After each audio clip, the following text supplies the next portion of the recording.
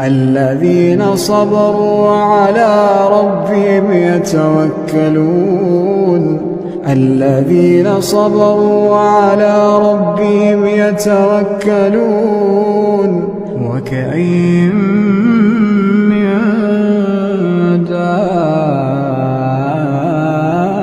دابة لا تحمل رزقها الله يرزقها وإياكم وهو السميع العليم ولئن سألتهم من خلق السماوات والأرض وسخر الشمس والقمر ليقولن الله